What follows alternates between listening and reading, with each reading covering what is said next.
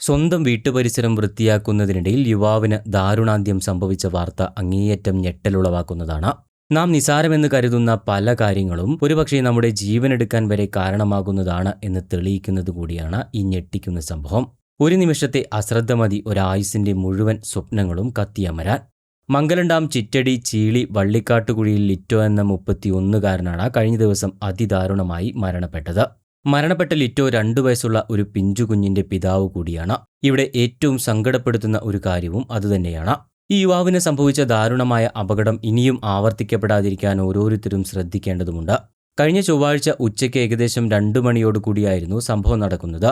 അന്ന് രാവിലെ മുതൽ വീടിന്റെ മുൻവശത്തുള്ള പുല്ലും മറ്റും വെട്ടി വൃത്തിയാക്കിക്കൊണ്ടിരിക്കുകയായിരുന്നു ലിറ്റോ. 2 മണിയോടുകൂടി വീടിന് മുൻവശത്തുള്ള മതിൽക്കെട്ടിലെ പുല്ല് നീക്കം ചെയ്യുന്നതിനിടയിലാണ് അപകടം സംഭവിക്കുന്നത്. പ്രഷർ വാഷർ ഉപയോഗിച്ച് മതിൽ കഴുകിക്കൊണ്ടിരിക്കുകയായിരുന്നു ലിറ്റോ.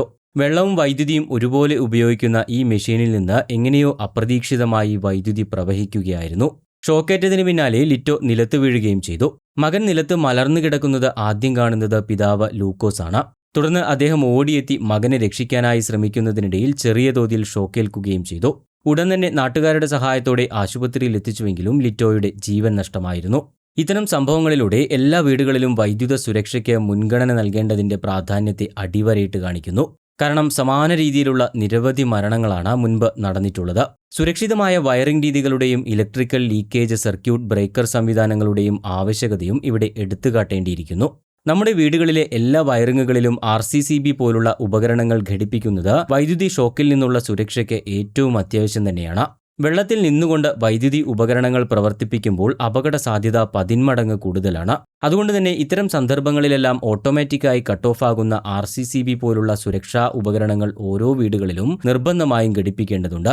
ഇതിലൂടെ നമുക്ക് ഇങ്ങനെയുണ്ടാകുന്ന എർത്ത് ലീക്കേജുകളിൽ നിന്നും രക്ഷ നേടാനും 90% വൈദ്യുതി അപകടങ്ങളെ ഒഴിവാക്കാനും സാധിക്കും.